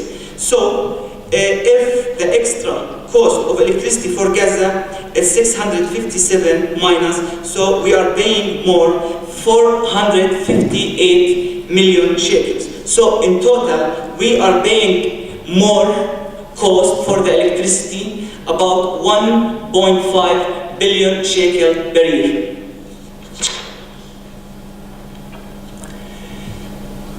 The obstacles to domestic movement of goods and labor. Munir actually and Maria mentions a lot in terms of the transportation, but I will just highlight the report issued by the World Bank, which is said that if the Israelis removed the checkpoints and the restrictions and they facilitate the access of the Palestinian will save 200 million shekels, $200 million per year. The Dead Sea, of course, everybody knows that we are not able to use the Dead Sea. We are not able to use the minerals inside it, even for the touristic. We compare actually ourselves with Jordan and Israel. We found that we are losing more than $434 million per year due to these restrictions. The uprooted trees. This is actually a long story with Israelis related to the trees. You know, everybody knows that Israel, till now, uprooted 2.5 million trees in West Bank only. The majority of these trees actually is olive.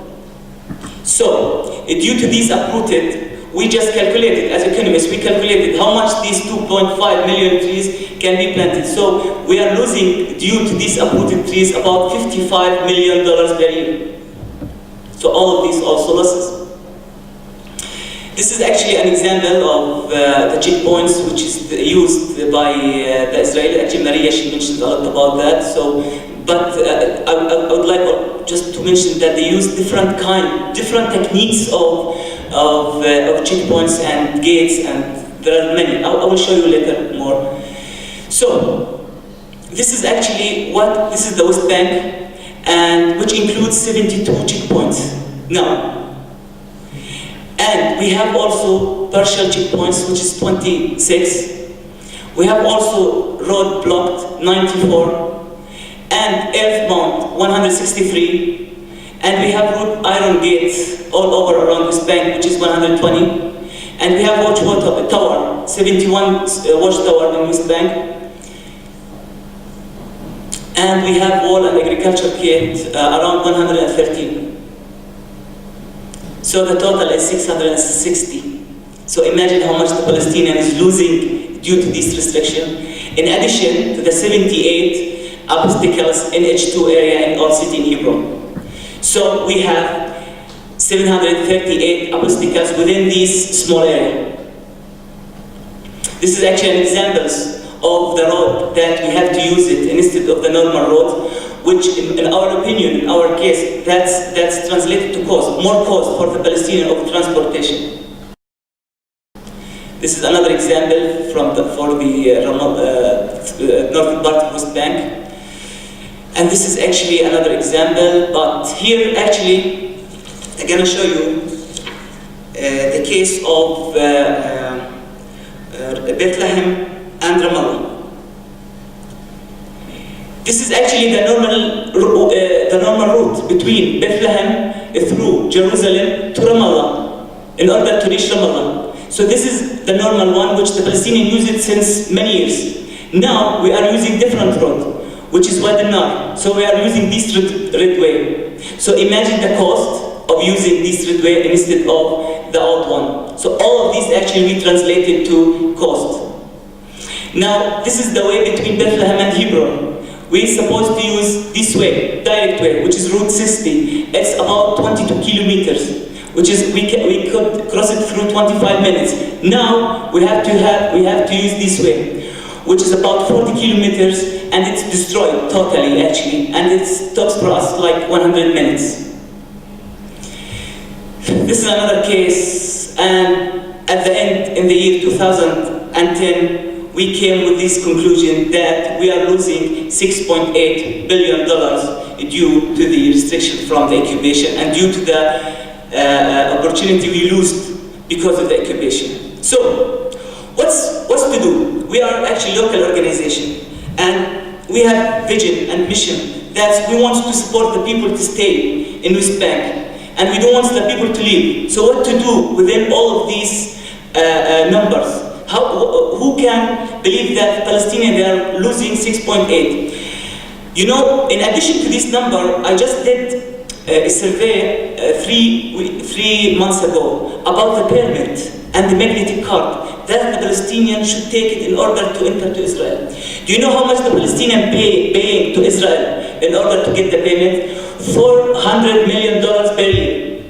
We are paying the labor force that Munir mentioned earlier about the employee in Israel. They are paying $400 million dollars per year in order to get these permits as a fees for the occupation to have permit to enter Israel. So we can add this number and more numbers. In the last two weeks, Hebron, actually now we are surveying the losses of Hebron due to the closure and due to the issues imposed by Israel. We think that Hebron with a week lose more than $200 million. More than 1,000 tickets airlines cancelled. Many of the people losing their products because the expiry date is ending. So all of this is caused because of the occupation. So, as developing mental assistance, I can tell you that in the Palestinian area, one of the most heavily aided population in the world. It's the large part of the B&A income, because the large part of the B&A income is depending upon the donors. I can tell you that we are, as a Palestinian, getting like $500 per year per person from the aid, from the donor aid. Donor assistance is plainly unable to solve the problem in the OPT or to improve living conditions. Until now, after 20 years, they couldn't do it. Food aid has been criticized for creating a dependency culture and undermining local food production. Easing the closures restriction and eventually ending the occupation are the only way to do this. As the World Bank mentioned, and as I told you, that if we just remove the checkpoint and the obstacles, we will save $200 million. Donors face dilemma actually now in Palestine because they're doing little more than support the Israelis' occupation by providing assistance, which is the occupier responsibility to provide. So this is actually the real situation in Palestine. There is Israelis' occupation. What they are doing, they have land confiscation, they have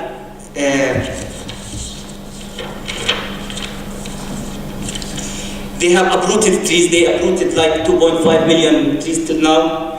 They have closure over all West Bank and Gaza. They have destroying infrastructure, and they have water depletions. What does this lead to?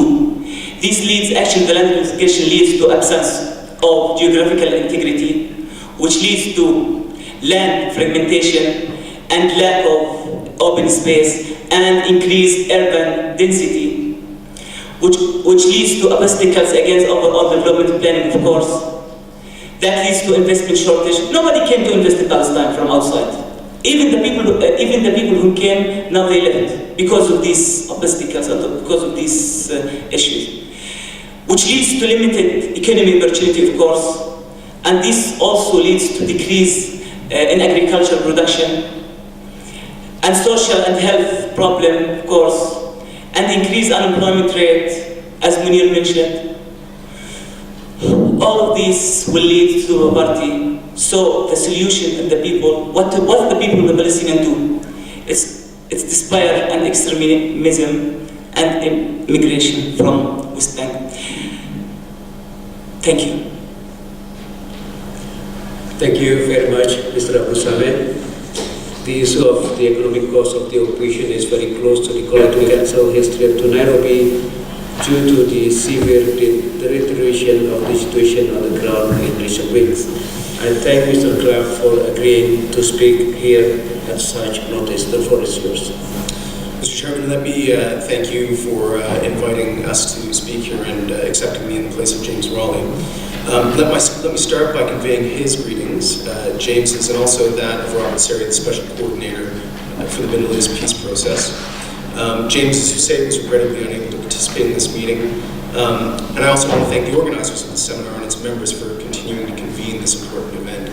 I have a dangerous speaking slot at the end of an intensive day of discussion and immediately before a reception. So in the interest of self-preservation and before Vladimir comes and sits beside me, I will try and keep my presentation to 10 minutes. Many of the themes with which I will deal will have already been touched upon today.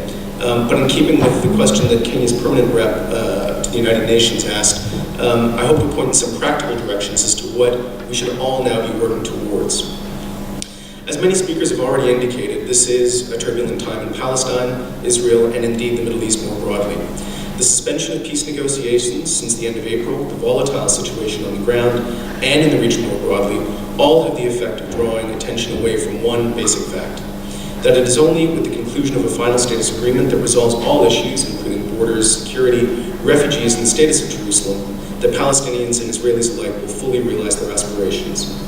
The UN has supported these negotiations in its capacity as a member of the Quartet and has worked in parallel to support Palestinian state building, the capacities of Palestinians and their communities. As the organizers of this meeting know already, we were late in both providing a title of our paper and even later in passing on the text of these remarks. This, I'm happy to say, is not a function of a lack of ideas, at least not this time, but rather a reflection of the fluid situation that we find on the ground over the past weeks and the high level of international engagement to try and ensure stability on the ground. Yesterday's events, and in fact statements this evening published in Deutsche Press, only reconfirm the essential nature of that work. And as was already made clear in the statement of the Secretary General's spokesman yesterday, and indeed that delivered this morning on his behalf by Director General Zweda, the UN has unequivocally condemned the abduction and murder of the 3 teenagers, emphasized the need for the parties to abide by international law, and in addition to refrain from any actions that could result in further escalation of an already tense situation. That is essential work to avoid any further deterioration, and it must continue. But in our view, it cannot come at the expense of the economic and programmatic measures that can help improve the situation on the ground, and in so doing, help bring much-needed stability. This is no small challenge, as we all know. Palestinian economic growth slowed in 2013, and the IMF's projection of growth for 2014 of 2% is less than encouraging. In fact, it's not even sufficient to absorb new job seekers. So, while the title of this paper, UN Programming a Critical Junction, is not particularly sensational, it does reflect our conviction that economic progress and improving the situation on the ground remains absolutely essential.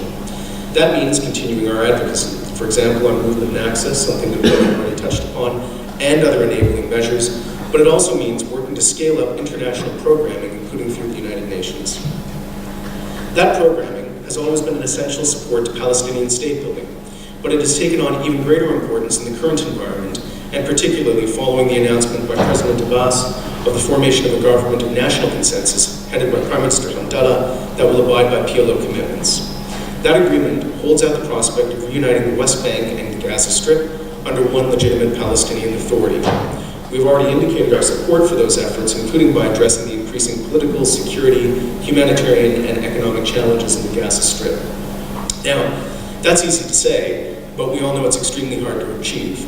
We all know that a peace agreement will enable Palestinians and Israelis to fully realize their ambitions, but what is less well understood is the role that humanitarian and development work can play in supporting that ambition and in addressing Palestinian needs. I want to talk about this a little more and explain how we have brought together the political, development, and humanitarian pillars of the UN work. In most countries in which we work, there's an inevitable overlap between aid and politics, but this relationship is particularly acute in Palestine. In fact, it is almost impossible to disentangle politics from our programming, as many of the presentations today have already shown. To be clear, this is not a situation of our choosing, but rather an unavoidable reality. And in a sense, this means that the UN in Palestine is in a unique position. I say this because often achieving progress on the ground requires enormous political leverage and effort. The main point that I'm trying to make is this. Programming without political engagement is blind to the challenges of the occupation and the Palestinian divide. But equally, political progress without programming is blind to the increasing challenges faced by Palestinians on the ground. For the UN, there are three programmatic vehicles for making progress. First, the Strategic Response Plan, to which Maria Jose already referred for humanitarian programming, the Honorary Emergency and Core Budget Appeals, which Bob mentioned indirectly in his presentation, and finally, the United Nations Development Assistance Framework for the State of Palestine, which James Rawley and the Minister of State for Planning signed in August in the presence of the Prime Minister and UN Secretary Ban Ki-moon. Through these mechanisms, the UN is implementing an estimated $1 billion worth of programming on an annual basis. This is already a significant scale of work, but we're trying to do more in those areas where the confluence of politics and assistance proves most challenging. And I want to say a bit about particularly Area C and the Gaza Strip. Area C, as Maria Jose pointed out, represents more than 60% of the West Bank and is therefore essential for the development of public infrastructure such as transportation, water, electricity networks, wastewater treatment plants, and landfills. Through demographic expansion alone, many cities and towns in areas A and B, for example Nablus, have outgrown the Oslo designated boundaries. As a result, their further development is also dependent on access to Area C. But, in addition to being fundamental to the contiguity of the West Bank and the State of Palestine, Area C is also irreplaceable as a base for economic growth. The World Bank, a study that many people have already referred to, recently estimated that if today's restrictions on Palestinian investment, access, and movement in Area C were lifted, the potential value added from economic activity would amount to at least $2.2 billion a year. That's equivalent to 23% of 2011 GDP for Palestine.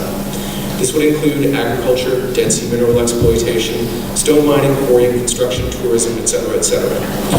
Taking into consideration the indirect benefits of removing restrictions in Area C, the bank estimates the total potential value added from lifting restrictions would amount to $3.4 billion. That's an astounding 35% of 2011 GDP and would translate into additional tax revenue of $800 million a year, cutting the fiscal deficit by half. I think that's particularly important given that many member states are facing fiscal austerity. The Palestinian private sector has already demonstrated its competence and ambition, but further private sector investments will be deterred if access to Area C remains limited and in particular unpredictable. The situation in Gaza represents a second major challenge. While we've seen a decline across the Palestinian territory, the situation is particularly acute in Gaza, where nominal GDP per capita in 2013 was $1,715, half that of the West Bank. In 2013, the unemployment rate increased to 32.6, reaching 40.8% in the first quarter of 2014, 10 percentage points higher than a year earlier. The rise in unemployment in Gaza can be traced mainly to the loss of jobs in the construction sector, something that Bob also referred to, following the destruction of the tunnels with Egypt and restrictions on the import of construction material through the Israeli crossings. Ultimately, we all know that Gaza's economic future lies in the reactivation of the private sector, which in turn rests on its ability to import and export normally to and from the rest of the world, including Israel, and to trade with the West Bank. But in the interim, the UN is in a unique position to provide benefits through basic construction and job creation programs, both of which can help inject much-needed cash into the Gazan economy. This will not replace our long-term advocacy, but it will help stabilize Gaza in the short term. Another major challenge in Gaza is access to basic services, and particularly energy and water. Progress in these two sectors works effectively as a fulcrum, enabling progress across all sectors, including private sector growth. Unmet energy needs in the Gaza Strip and daily power cuts of 12 to 16 hours have a tremendous impact on health services, water pumping stations, wastewater treatment plants, schools, and as I said before, the private sector. The provision of electricity for the Strip remains well below current demand, with only 200 megawatts of 450 megawatts required available, and far short of more recent projections made through the Initiative for the Palestinian Economy, that Chiquito will brief us on tomorrow, that indicate that by 2020, more than 4 times the current level of electricity currently provided will be needed, some 850 megawatts. Access to energy is also a prerequisite to address the shortage of potable water and inadequate wastewater treatment. Over-abstraction from an already depleted aquifer has led to increasing saltwater intrusion and declining water quality, while contamination with untreated wastewater is leading to further deterioration, something that has consequences far beyond the Gaza Strip. Ultimately, however, Gaza's water shortage can only be addressed through the introduction of large-scale desalination, for which the main prerequisite is access to enough energy to allow the plant to function without interruption. Put plainly, if we do not address Gaza's energy needs today, we will be unable to address Gaza's water needs tomorrow. The UN remains committed to its work to achieve a comprehensive structural solution for Gaza's energy and water challenges, and Mr. Chair, we would welcome a chance to brief a future meeting of this body on those two twin challenges, and what can be done in the short, medium, and long term. Ladies and gentlemen, in conclusion, clearly we face enormous political, humanitarian, and development challenges. The UN will continue to engage with the newly appointed government of national consensus in order to improve conditions for Palestinians while continuing our political work with the parties. We ask for your support in these undertakings. Thank you very much. I thank Mr. Clark for his insightful briefing and speaking within the 10 minutes frame. Your organization, alongside with UNRWA and UNDP, is one of the 3 pillars of the humanitarian and developmental action by the UN in the OPT. You speak out courageously when human rights are being violated. Please convey to Mr. Rowley and the Special Coordinator Robert Sari our deep appreciation for the important work that you do in the name of peace. Now, I would like to give the floor to Ambassador Ismail bin Salam of Malaysia, who will deliver his statement on behalf of Malaysian government. The floor is yours. Thank you, Mr. Chairman, for giving me the floor. I'll be brief. First of all, I wish to congratulate the committee on the exercise of the inalienable rights of the Palestinian Union and the government of Kenya for organizing this seminar. I would like to thank the speakers for the presentation this afternoon.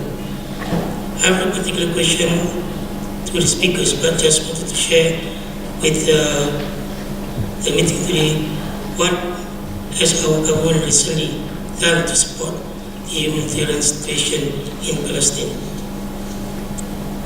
During the visit of the Prime Minister of Malaysia to Gaza last year, Malaysia has pledged to finance the construction of 4 humanitarian projects in Gaza with a total estimate cost of $6.5 million.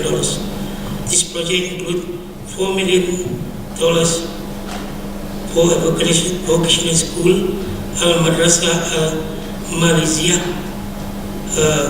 Secondly, $1 million for the headquarters of the Palestinian Council of the Ministers, $700,000 for Al-Nur Al-Muhammadi Mosque, and $800,000 for a new wing at the Abdul Aziz Al-Rasatani Children's Hospital. Under the Malaysian Technical Cooperation Program, Malaysia has so far trained 208 Palestinians in very short-term and long-term courses under this program. Last year alone, we trained a total of 29 Palestinian participants under the program. Palestinian was included as a recipient country under the Malaysian Technical Cooperation Program since 1986. Mr. Chairman, Malaysia has consistently expressed its concern and condemnation of Israelis' continuous military aggression and expansion of Israelis' illegal settlement in the occupied territory. Malaysia believes that in order to achieve a fair and peaceful solution to the Palestinian-Israel conflict, both sides need to compromise and to make way for negotiation. Israel's insists that Palestinians should resume their negotiation without any precondition whatsoever does not reflect Israel's willingness to be fair and accommodating to its future neighbor, while failing to see that Israel continued illegal settlement activities in the occupied territory will only escalate the Palestinian-Israel conflict. Malaysia sincerely hopes that with the establishment of unity government would give more confidence to the Palestine in engaging Israel directly during the peace negotiation. Malaysia believes That be the consolidated and united front between the Fatah and the Hamas is the way forward for the Palestinians to achieve its aspirations. Thank you, Mr. Chairman.